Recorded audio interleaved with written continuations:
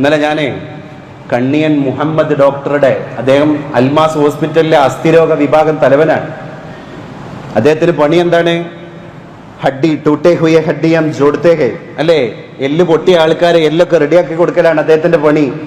അദ്ദേഹത്തിന് വേറെ പണി വേണ്ടാൻ തീരുമാനിച്ച് ക്ലിനിക്കിലിരിക്കുക.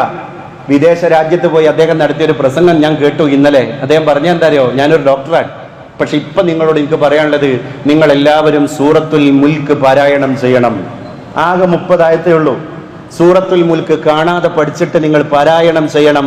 ഖബറിൽ അത് നിങ്ങളുടെ കൂട്ടുകാരനാണ്, സ്വർഗത്തിലേക്ക് നിങ്ങളുടെ വഴികാട്ടിയാണ്. ഒരു ഡോക്ടർ, ഒരു അസ്ഥിരോഗ വിദഗ്ധനായ ഡോക്ടർ അതിങ്ങനെ പറഞ്ഞപ്പോ എന്റെ ശരീരത്തിൽ പുളകം കൊണ്ടു ഈ രോമകൂമങ്ങൾക്കിടയിലൂടെ ഒരു കോരിത്തരിപ്പ്. അള്ളാഹുവിന്റെ റസൂൽ സല്ലല്ലാഹു അലൈഹി വസല്ലം പറയാണ്, ഖുർആനിൽ ഒരു സൂറത്തുണ്ട്, 30 ആയത്തുള്ളൊരു സൂറത്ത്. അതൊരാൾ പാരായണം ചെയ്ത് കഴിഞ്ഞാൽ അയാളുടെ പാപങ്ങൾ പുറത്തു കൊടുക്കുന്നത് വരെ ആ സൂറത്ത് അയാൾക്ക് വേണ്ടി ശുപാർശ ചെയ്തുകൊണ്ടിരിക്കുമെന്നാണ്. മറ്റൊരു ഹദീസിൽ കാണാം, ഖബർ ശിക്ഷയിൽ നിന്ന് ഒരു പ്രൊട്ടക്ഷനാണ് സൂറത്തുൽ മുൽക്ക്. ശിക്ഷയുടെ മലക്കുകൾ കാലിന്റെ ഭാഗത്തിലൂടെ ഖബറിലേക്ക് വരുമ്പം കാല് പറയുമെന്നാണ്, ഇങ്ങോട്ട് കയറാൻ പറ്റൂല കേട്ടോ, ഇയാൾ സൂറത്തു മുൽക്ക് ഓതുന്ന ആൾ, ഇങ്ങോട്ട് കയറാൻ പറ്റൂല.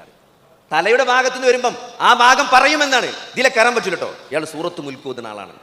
ആ സൂറത്ത് മുൽക്ക് നമുക്ക് രാത്രി 30 ആയത്താണെങ്കിലും ആ ആയത്തൊന്ന് മനസ്സറിഞ്ഞ് ഓതിയാണ്ടല്ലോ. നിങ്ങൾ ഒരു വീട്ടിലേക്ക് എത്തി രാത്രി കിടക്കണതിന് മുമ്പ് ആ മനസ്സറിഞ്ഞ് സൂറത്തുൽ മുൽക്ക് ഓതിയാൽ നിങ്ങളെ ജീവിതം തന്നെ മാറും. കാരണം അതിൻ്റെ തുടക്കത്തിൽ ആയത്തുകളും ആ നരകത്തിലേക്ക് എറിയപ്പെടുന്ന ആളുകളുടെ വിലാപങ്ങളൊക്കെ പറയുന്ന ആ ഭാഗമൊക്കെ നമ്മൾ വായിക്കുമ്പം അത് തീർച്ചയായും നമ്മുടെ ജീവിതത്തെ മാറ്റിമറിക്കുമെന്നുള്ളത് ഉറപ്പാണ്. അതുകൊണ്ട് അതൊരു പുതിയ ശീലമാക്കി നമ്മൾ വളർത്തിയെടുക്കുക.